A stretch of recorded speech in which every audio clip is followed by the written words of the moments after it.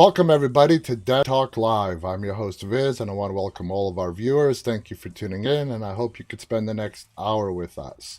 I want to welcome, of course, all our great moderators. Thank you for you do an amazing job. Thank you for being here tonight. I want to welcome Khaleesi. I want to welcome all the people who are coming into the room. Zoe has just joined us saying hello. Welcome, Zoe. So, some scheduling notes that I mentioned yesterday. Tomorrow, we are going to have special guest Neil Reed, and every episode straight through August 30th, we have a special guest booked.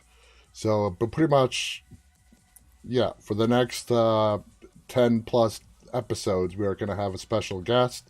Please go to our website to check out who's coming up. It's a full slate, and it's going to be exciting stuff coming up. Want to welcome Landa, Lisa, who have just joined us as well. Lindsay Sparks, all the way from Canada, is with us. Welcome, Lindsay. Welcome, Jack Bracken, Jab Bracken, who just joined us as well. So let's see what else is going on. We have the guests. Yesterday, we talked about the movie Censor, and we watched another trailer for it, and I said I would watch it last night, and I did. I purchased it on Amazon Prime, and I watched it, and damn, that was a good movie, okay? I don't know how many of you guys out there have seen Saint Maud, but the ending in Saint Maud is very kind of similar to Censor. Now, Censor takes place in the 1980s, and I was too young to remember, but apparently back in the 80s, and particularly in the United Kingdom where this movie takes place, there was a big uproar about what we would call today B-type horror movies, where they were made just for the blood, guts, gore factor, no real story, and there were a lot of them. There were a lot of them flooding the market.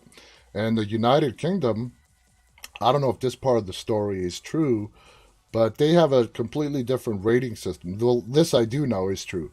They have a completely different rating systems than what we have here in the United States when it comes to movies. And this movie is about a woman named Enid who works as a censor.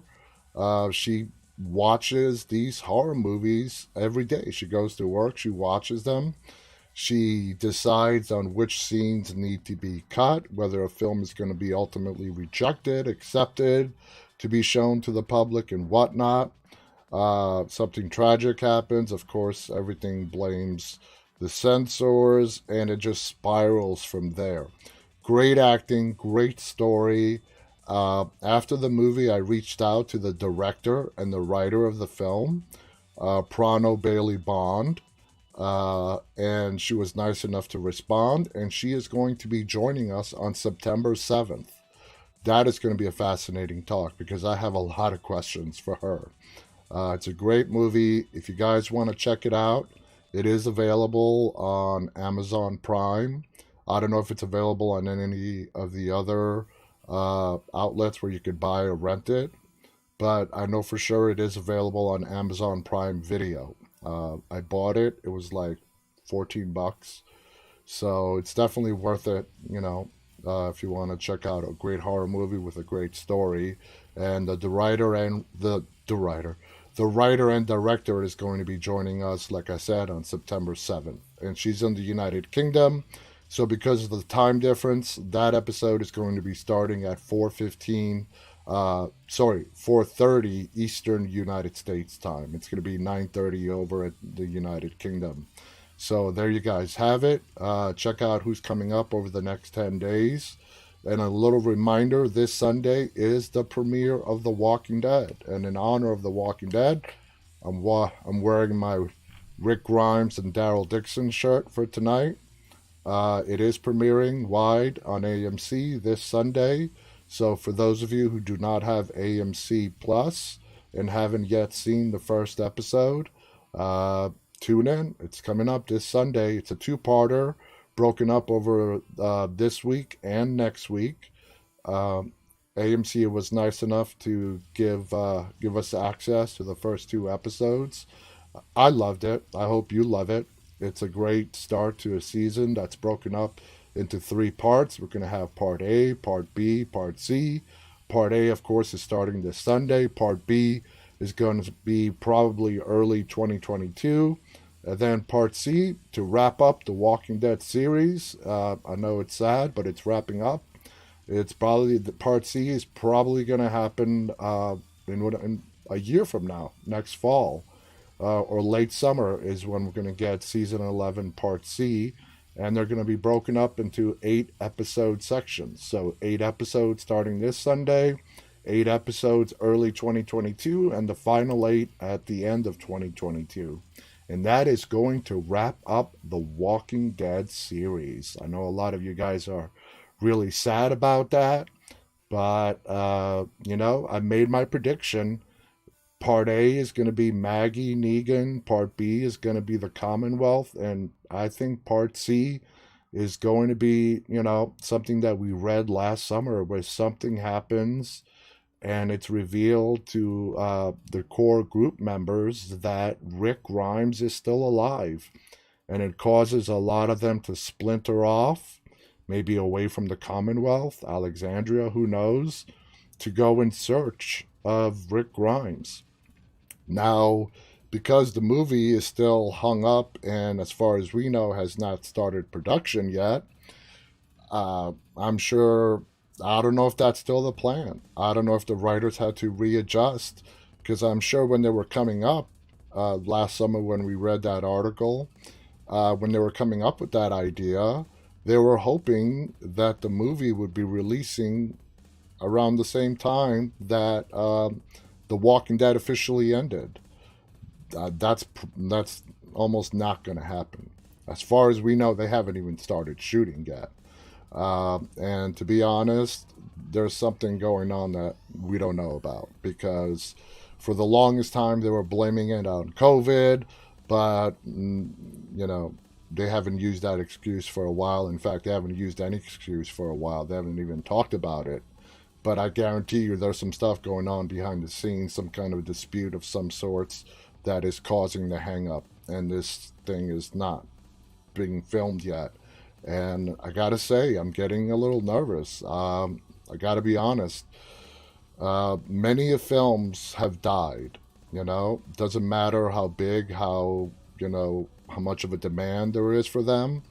If there's a dispute going on between studios, contracts, copyright laws, you name it, many of films have died and have never made it to in front of viewers. So I am starting to get a little bit nervous. A lot of time has passed. Remember, it was well over 3 years ago that Scott Gimple, right after Rick Grimes' final episode, appeared on Talking Dead, and that's when he announced a trilogy of films. They were at that point going to be made for TV. They decided to go larger. They decided to partner up with Universal, and things are now complicated. And that's what usually happens when you bring in a lot of outside players to help, with budgeting. And again, I'm going to say it again. This is all my theories. This is not based on any facts. So please take it as just that. It's just my speculation. But they haven't started shooting yet. And they can't use COVID as an excuse anymore. All 3 television shows are shooting. Andy Lincoln supposedly is ready to go. I have no idea. We're not going to find out. But I would not, let me put it to you this way. I would not be surprised if sometime in the near or distant future we get an announcement that the movies have been scrapped. And that would just suck, because we, the fans, are going to be the ones that ultimately pay the price, because we have been waiting for these movies for a long time. Hell, we've been waiting for just one movie for a long time. And don't be surprised. It would not surprise me if I read that article one day and it says that as of right now, the Walking Dead movies are on indefinite hold. Lisa writes, I would love to see Daryl and Carol go in search of Rick, following Michonne's footsteps. Judith going after them and Negan going after Judith to keep her safe. That's interesting. Want to welcome Ashton, who's just joined us. Philip is with us as well. Zoe says no to the Walking Dead movies not being made. You know, silence sometimes is the greatest telltale. When there's silence, silence speaks volumes sometimes. And you just gotta listen. So anyway, let's get on to the news that we have for you for today, and we'll roll right along because, as they say, the show must go on. Now, I didn't even know they were making this, but apparently they are making a Pet Cemetery prequel. I didn't know about this. One of Stephen King's most frightening stories has moved a little bit closer to exposing the horrors of its backstory. Pet Cemetery from 1989, on the Horror Masters 1983 novel, this week added 2 more actors with strong genre pedigrees to what fans hope will be a fascinating prequel. As reported by Deadline, Henry Thomas and Samantha Mathis have now joined the cast, which already included Jackson White, Forrest Goodluck, Jack Mulhern, Natalie Allen, Lind, Isabella Starr LeBlanc, and Pam Grier. Pam Grier, wow. Pam Grier has been in so much stuff. Thomas, of course, had his breakout role in Spielberg's 1982 masterpiece E.T., which earned him a Golden Globe and Saturn Award nominations. Most recently, the actor has continued his career with roles in Netflix's The Haunting of Hill House and The Haunting of Bly Manor, one of only 2 characters to go from one show to the other, as well as the upcoming Midnight Mass, which we are going to have one of its stars, Kate Siegel, joining us sometime in September. So stay tuned for an exact date on that. Kate Siegel was in Haunting of Hill House. She played Theo. So if we have any Hill House fans out there and you remember Theo, she was probably the biggest fan favorite. I know she was my fan favorite. Theo, actress Kate Siegel, is going to be joining us here on Dead Talk Live. Mathis recently was seen in Jason Blum's anthology series Into the Dark and Guillermo del Toro's The Strain. She will appear next in the Miramax thriller The Georgetown Project, opposite Russell Crowe, there's a name we haven't heard in a while, and Sam Worthington. The Paramount Players Pet Cemetery prequel, written and directed by Lindsay Beer, from initial draft by Jeff Bueller, is produced by Lorenzo di Bonaventura and Mark Varadian. Probably butchered that. Sorry, Mark. The movie will debut exclusively on Paramount Plus on a date yet to be determined.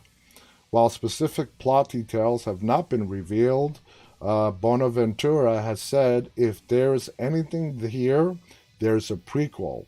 I think if you look at the book, we didn't cover all that stuff that happens before the Creed family moves in. Plus the fact that Jackson White's character in the film has been described as a younger Judd Crandall, a character who is elderly neighbor of the Creeds in the original story. Now, the original Pet Cemetery, directed by Mary Lambert from King's Screenplay, received mixed reviews but still earned $57.5 million on an $11.5 million budget and spawned a 2019 reboot that enjoyed even better box office success. So, I'm a Pet Cemetery fan, and they're right. Going forward with the sequel, it's pretty much going to be the same of what we've seen already. Going the way of a prequel and giving us more backstory, that's the way to go. So I'm really glad that's the direction they've chosen to go with this. So Lisa writes, yep, there's been no hype on the movies talking about The Walking Dead. Silence, I tell you. Silence speaks volume, guys. Anyway, let's keep moving on. FX Chief, they're doing an Alien TV series, likely to debut in 2023. That has never been done before. FX is not rushing into its small screen version of the 1979 horror sci fi classic Alien, but if you listen carefully to recent reports, that may be a good thing. John Landgraf, president of FX Network, said during an interview the series is being developed at this time and will probably premiere sometime in 2023. But we want to get it right, and we're going to take whatever time it takes to do that. Sounds like they're taking this very important project very seriously. The series, under the guidance of showrunner and writer Noah Hawley and producer Ridley Scott. Ridley Scott, who was part of the original, he was behind the original Alien, will be the first Alien story set on Earth, but there will be ties to the iconic storyline as well as some differences. I wonder if we're going to get to see Sigourney Weaver in like a cameo appearance. I think that would be kick-ass. Landergraf said Hawley's approach to the series is very grounded in the legacy left behind by the storied film franchise. I think it was very conscious to the fact that there is a cinematic universe, Landgraf said, and that while it has some flexibility, the aesthetic that was established by Ridley Scott and James Cameron is a part of that universe. Landgraf added that fans will see some inventiveness and some originality in the series that is uniquely Noah. He called the project a really big world building exercise. You're talking about designing and building sets that are huge. We are well into it. We're moving at a pace. I have optimism that this show will roll out in 2023. Now, as to the differences, as reported here last month, the intrepid character of Ripley, famously played by Sigourney Weaver, will not be a part of this FX show. We'll see about that. The series is not a Ripley story, Hawley stressed. She is one of the greatest characters of all time, but I think her story has been told pretty perfectly, and I don't want to mess with it. I'm just talking a little cameo, that's it. As all horror fans know, the original Alien from director Scott and screenwriter Dan O'Bannon follows the crew of the space tug Nostromo. We have a memorable encounter with the ugliest, meanest alien that ever got screen time. The film kicked off a media franchise including movies, novels, comic books, video games, and a flood of collectibles. Alien also took a healthy bite out of the box office, earning $106.3 million on an $11 million budget. And this is going back a long, long time. That $106 million in today's money, I'm guessing would be, I don't know, probably closer to 800 million. So that's a lot to look forward to. Lindsay Sparks writes pretty cool about another Pet Cemetery. Lisa also writes, no, they cannot replace Sigourney. They're not, I'm not saying for them to bring Sigourney Weaver back as Ripley. That's not going to happen. I just think it would be fun to give her a little cameo appearance. Not even as Ripley. Something else. Zoe writes, how exciting. I love aliens. Lisa writes, sounds like the Walking Dead movies. They want to get it right. Yeah, we've heard that over and over and over before the silence has fallen. Anyway, moving on. This is interesting. Halloween Kills soundtrack will haunt fans in October. John Carpenter's incredible mark on the Halloween franchise lives on, most recently with his powerful score for Halloween Kills. The soundtrack for the latest chapter in the iconic horror series will release October 15th, the same day the film debuts in theaters, and the first pulse-pounding selection from that album is now available on this page. And I haven't been to the movies in a long time, but this is the movie that is going to take me back into the movie theaters. I will be there at the movies to watch Halloween Kills. You can almost see the frightening figure of Michael Myers as you listen to the menacing music. The track Unlikable is from the album by Cody Carpenter, and Daniel Davies. Cody Carpenter, oh man, I'm going to go on a limb here, but I believe Cody Carpenter, I know it's John Carpenter's son. I think that's his son with Adrienne Barbeau. Adrienne Barbeau was our guest, and she talked about their son together, and I believe it was Cody. The music is described as unmistakably Carpenter. The sinister synth tunes, the breath-stealing sense of menace conjured with just a few distinct tones. Carpenter uses a broader sonic palette, new digital techniques, and a deeper sense of musicality to push his creative limits and find new ways to thrill and terrify. Halloween Kills from director David Gordon Green, from a screenplay he wrote with Scott Teems and Danny McBride, picks up after the horrifying events of Halloween 2018. It literally picks up right where they left off, as Laurie Strode inspires Haddonfield to rise up against the seemingly unkillable Myers. The R-rated Universal Pictures film also stars Judy Greer as Laurie Strode's daughter, Karen, Andy Matichak as her granddaughter, Allison and Nick Castle, and James Jude Courtney as the unstoppable monster. Let's hear what this hype is about this music. Here we go.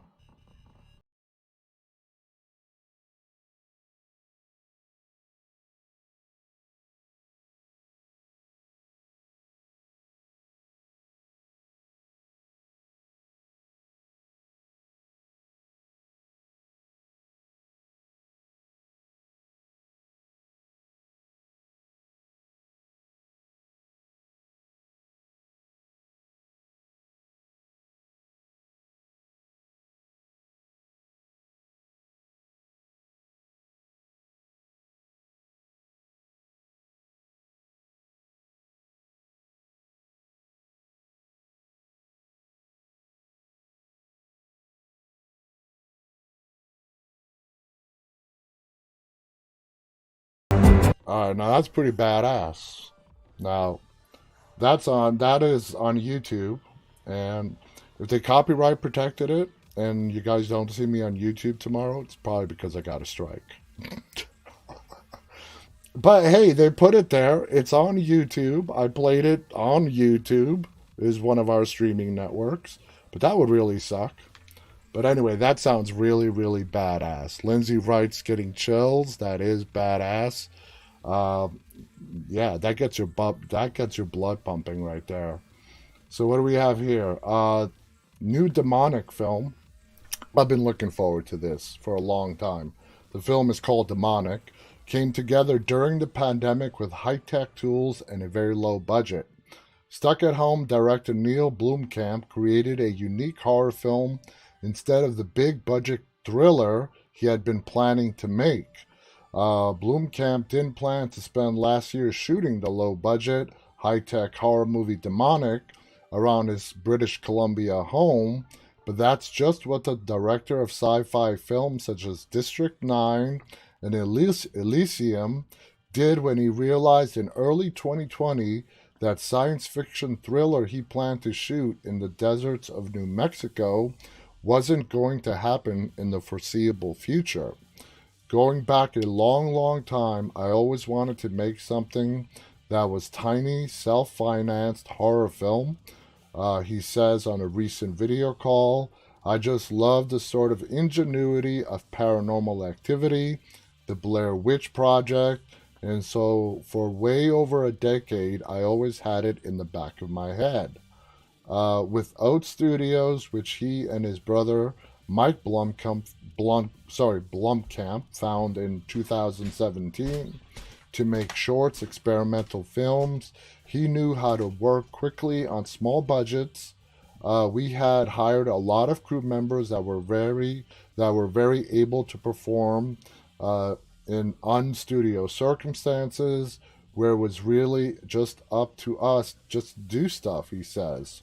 And so around April of last year, when it looked like everything was truly on hiatus until we could figure out how to work in this environment, I kind of resurrected the idea. Demonic mixes traditional horror.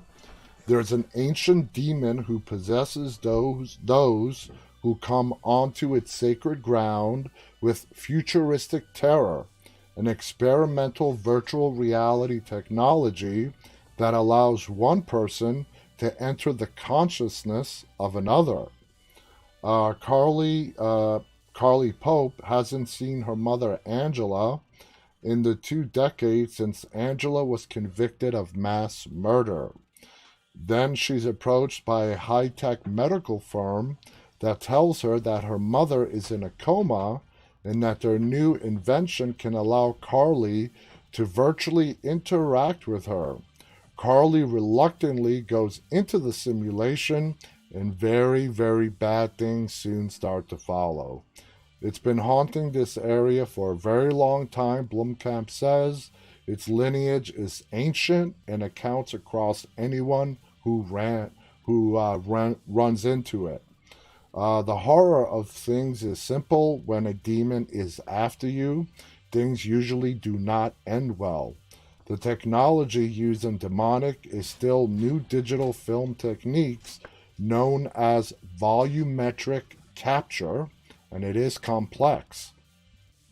Volumetric capture essentially surrounds an actor on a soundstage with cameras, filming them and compiling the images into a 3-dimensional digital character that can be placed in whatever digital setting a filmmaker creates. That's damn cool right there. I had this interest in volumetric capture when I thought, which I thought would probably be better suited to Oat Studio because it's so experimental, he says.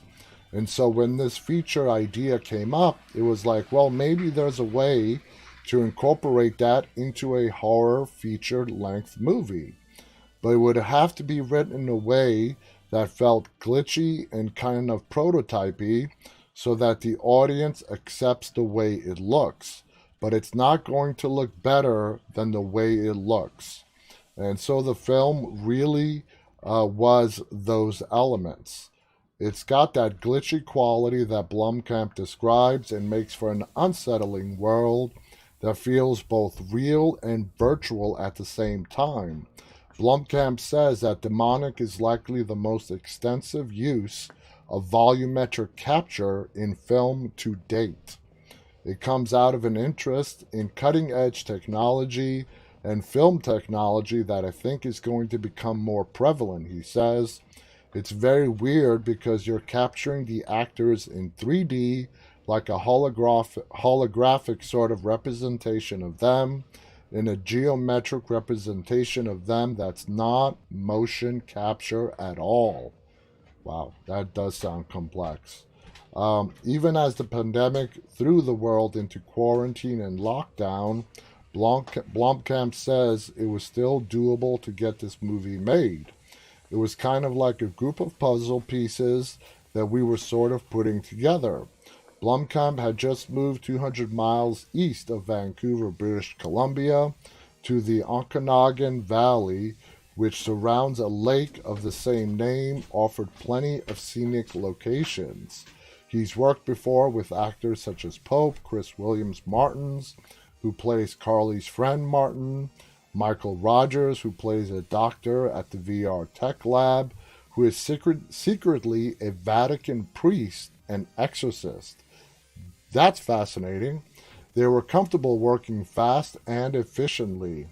We sort of built it around those elements, he says, of the smaller production, demonic required. It's more like getting your hands dirty and going back to basics. And it's kind of reinvigorating in some ways because you're doing multiple jobs because of the fewer people. His brother Mike produced the movie and was in charge of all the COVID-19 protocols and kept the cast and crew safe. I don't think it's that different to how it would be now. It's just that when we were doing it, it was so new and we had to sort of get the information from the unions. Blomkamp says nothing had really been drawn up because we were doing it at the point when the pandemic kind of began. And just to let you guys in on something, all the unions in the entertainment industry have the tightest of COVID protocols for all their workers. The biggest obstacle arose when Blomkamp sought to arrange the volumetric capture he envisioned through the Los Angeles-based company Metastage. We couldn't because the border was closed, so I had to actually find a Canadian company that did the same thing and ended up working with volumetric camera systems who built the rig for us. He expects to return to production on Inferno, the pandemic interrupted project starring Taylor Kish as a New Mexico cop whose investigation of a murder in the desert soon turns towards an extraterrestrial presence, though a different film might jump in the line and come first.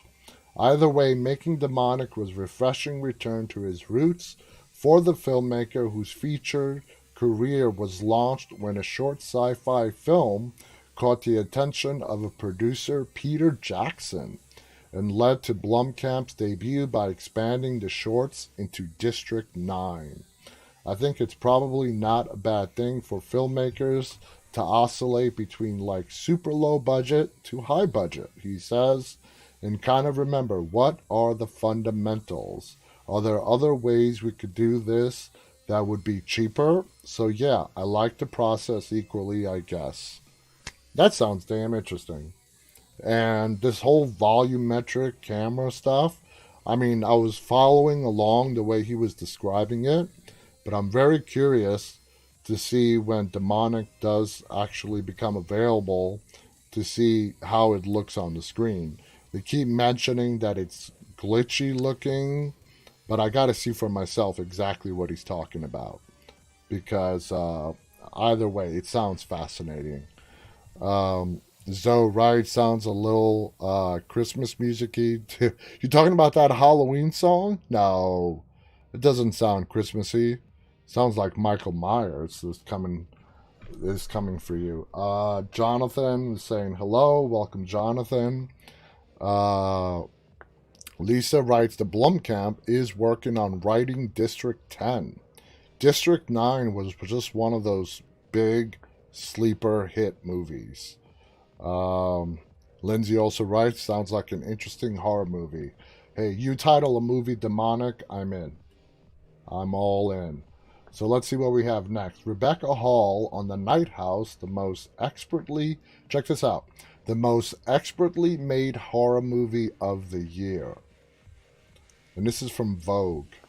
Before you see David Bruckner's disconcerting and expertly made new horror film titled The Nighthouse, in which Rebecca Hall delivers a tour de force performance as a grieving widow in a haunted house, you should watch Bruckner's previous horror movie, 2018's The Ritual. That was great. Or try to watch it. My wife left the room after the first 30 nerve-rattling minutes of The Ritual, which tells the story of 4 grieving British friends who go hiking in remote Sweden and encounter something ancient and horrifying in the woods. And seriously, I can't believe I haven't talked about this movie before. If you have not watched The Ritual, just watch it. It was the first question I asked Hall when I spoke to her a couple of weeks ago about the Nighthouse. Did you manage to go through the ritual? I did indeed, she said, as part of her research into Bruckner's work. I had to, she added. I was horror-stricken. Let me say up front that I like the Nighthouse even more than the ritual. The Nighthouse has more nuanced things to say about grief, secrets, but I was glad I'd prepare myself for what Bruckner is capable of as one of the most interesting young American horror filmmakers working today, which is to fray your nerves and deliver shocks to your system, not with gore, but with technique, sound, lighting, editing, production design. As Hall told me, this is a director really in control of the craft of his genre. He is someone quite serious to be reckoned with. And we have an official trailer for the Nighthouse. Let's check it out. Of course, you gotta make it like this timing.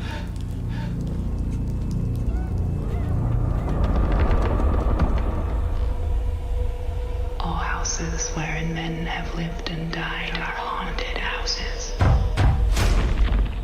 Through the open doors, the harmless phantoms on their errands glide, with feet that make no sound upon the floors. We meet them at the doorway, on the stair, along the passages they come and go. Impalpable impressions on the air, a sense of something moving to and fro.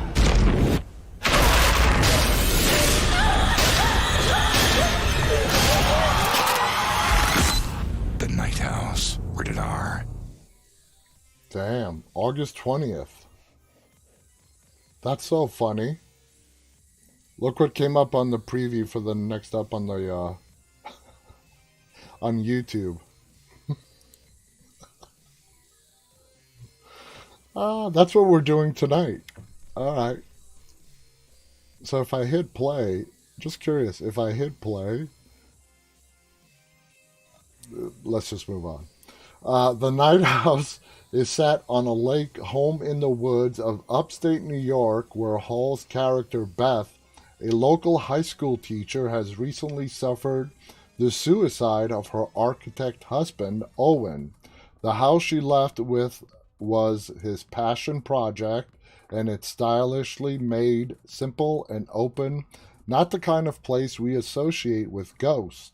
But this one creaks at night, and the stereo plays Beth and Owen's wedding songs without warning, and those are definitely ghostly footprints leading from the dock to the house. As she becomes convinced that Owen is haunting her, Beth starts to uncover his secrets. A mistress who looks just like her, played by Stacey Martin, a stash of occult books, another mirror image house he was building across the lake. She also obsesses about the meaning of his ambiguous suicide note. Quote, "You were right. There is nothing after you." Close quote. And a near-death experience she had years before. Reality and the supernatural mix, and Hall is intense and committed and carries you through the movie that will scare you senselessly and is also disorienting as it layers on the secrets and proceeds to its strange, ambiguous conclusion. It is one of Hall's very best performances in a varied and impressive career. I spoke to her about the extremities of playing Beth. The question starts, how did you sort through the emotions of a troubled character like Beth in the Nighthouse? Her husband had just killed himself without warning. There's grief, restlessness, drinking too much, fear. The answer, to me, there was something fundamentally interesting about the idea of a woman dealing with the aftermath of a suicide of a loved one and being left with this sense of, I didn't know that person. And if they were capable of that, what else were they capable of? In a weird way, Beth imagining the worst version of her husband, the most monstrous version of him, is almost easier to process than the reality of what happened. I thought that was compelling and fascinating and true in a way on an instinctive level. With someone who can go through in the aftermath of a suicide is just huge. So there you guys have it. And that sounds very interesting as well. Going back though, go watch The Ritual. The Nighthouse, as you saw at the end of that trailer, is coming out this Friday, August 20th. Where it's coming out, I have no idea. Whether it's going to the movies or going to on demand, I have no clue. So, we talked a little bit about this yesterday. American Horror Stories is getting close to wrapping up. The previous episode was a camping trip where we met some very interesting creatures. It's about a couple that goes on a camping trip. They lose their son. Fast forward into the future, marriage has dissolved. The husband is still committed to try to find out what happened to their son. He's still pretty much living in the woods where his son disappeared. The wife is trying to move on with her life. He ends up bringing her back because a new lead pops up. But it gets interesting after that. I'll leave it up to you guys to watch it if you haven't watched it yet. But it gets pretty damn interesting. So we only have one episode left to go. Now, the last episode was episode 6. The next episode, episode 7, is going to be the season finale of American Horror Stories. And as we know, it goes back to the murder house. Dylan McDermott comes back, a whole bunch of characters that we've seen on American Horror Story from previous seasons associated with the murder house come back. So very much looking forward to that one. Khaleesi says that Ashton is her grandson. Well, welcome, Ashton. Nice to meet you. And thank you for coming to our show. Let's see how much time we have left. This is the same thing about the Nighthouse. Cinema Blend and their list. We're not really going to go through Halloween and every Halloween movie ranked. This is just opinion based. Everyone has their own opinion. So let's get on with today's topic, which we are going to talk about unmade horror movies, which is a really hard topic to talk about. But like the Walking Dead movies, things have been announced, ready to go, and never appear in front of any audience. So that's sort of kind of what we're going to be talking about today. And let's just hope that we don't do something similar like this in the future, and the Walking Dead movies are on this list. A list of unmade movies in Hollywood is easily 3 times as long as the foundation of movies that have been made, and that is absolutely true. I forget which one of our guests told me this, but only 25 to 30% of movies made actually make it in front of an audience. That blew me away. Only 25 to 30%, maybe even less, of movies actually filmed. And we're talking about stuff that has been filmed, actually makes its way in front of an audience. Among many of these projects are unmade horror movies that have gained a legend onto themselves. Some of the most unique ones we will go over. Now, let's start with A Nightmare on Elm Street 6. The Dream Lover was written in the hiatus between Nightmare 5 and Freddy's Dead. Peter Jackson was one of the many writers given the assignment.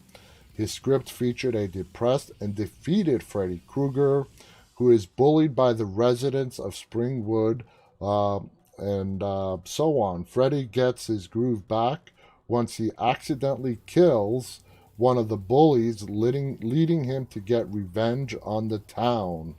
It was ultimately rejected in favor of Nightmare producer Rachel Taylor. Now, now check this out. I bet a lot of you have never heard of this one. Freddy versus Jason versus Ash. That's right, Ash. Evil Dead Ash. The sequel to Freddy vs. Jason was in early development without the first film's writers of Mark Swift and Damian Shannon, as neither were sold on the concept. I don't blame them. The film featured Evil Dead's Ash moving to Crystal. Check this out. I mean, just listen to this concept. Ash from the Evil Dead moving to Camp Crystal Lake to assist in the training of local S-Mart.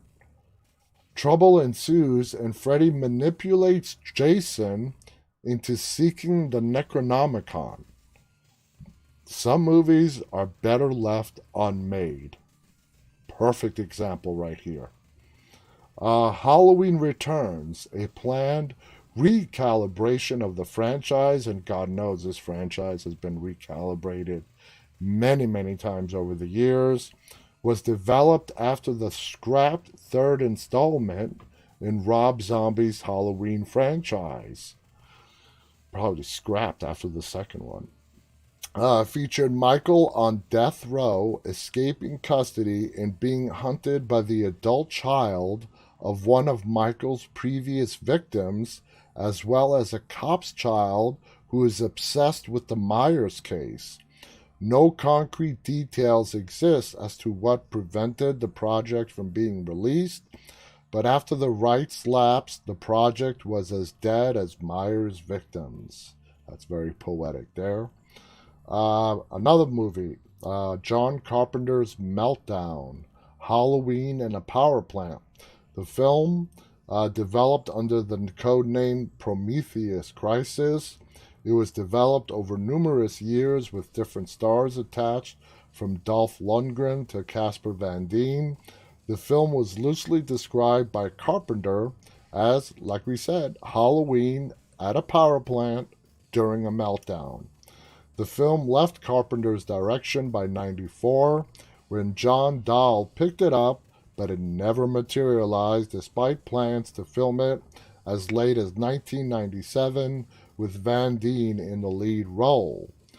Going through this list, Guillermo del Toro at the Mountains of Madness. Del Toro was a longtime fan of the writing of H.P. Lovecraft, intended to make a fantastical horror film from Lovecraft's At the Mountains of Madness. Between Del Toro's enthusiasm at adapting a novella many called unfilmable and the early insistence of an R rating both from Warner Brothers and Universal, turned the project down. Del Toro went through the challenge of altering the script from R to PG-13 in an attempt to get the green light, but never happened. Creature from Black Lagoon Remake, something long wanted by horror fans. The legendary Universal film has a legacy of attempted remakes spanning decades. Directors John Landis, John Carpenter, and Guillermo del Toro all attempted to get a remake off the ground, all being turned down by Universal. While little is known of Landis and Carpenter's pitch, del Toro's idea were later developed into director Oscar-winning film The Shape of Water. Interest remains in the remake following the success of The Invisible Man, but no further plans are in place. And the last one we're going to talk about tonight, George Romero's Resident Evil. Now you may ask some questions about this one. An adaptation of the famous video game. In 1998, following the release of Resident Evil 2, and Romero directing a live-action commercial for the game, Romero was hired by New Line to develop a Resident Evil movie. Romero turned out a number of drafts with all manner of alterations from the original game, but the project was still looked on optimistically. A lack of further development and approval eventually pushed Romero off the project, opening the door for Paul W.S. Anderson to make his own adaptation of the franchise. So, this list literally goes on forever. Like I said, getting a movie made in front of an audience is not an easy task. Anyway, guys, Zoe writes, Viz, you need to write your own script, the ultimate horror movie. No, I'm not a writer. Not a writer. Nope. That's not me. I have ideas, but as far as writing them down into a cohesive story, no. If you want to talk to me, if you're an actual writer and want to talk to me about ideas, I'll tell you my ideas. But for me to put them down on paper, that's not where my talents lie. So that's why I have so much great respect for writers and what they do. It is not easy. Definitely not easy work. So anyway, guys, tune in tomorrow. Our special guest is going to be from Surreal Estate to Neil Reed. And we are going to have guests starting tomorrow for the next 10 episodes. Go to our website. Our moderators are putting up the site link right now to see who is coming up. September 7th, we are going to have the writer and director for the new movie Censor.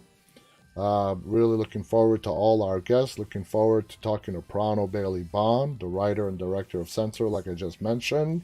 So tune in. A lot of fascinating guests.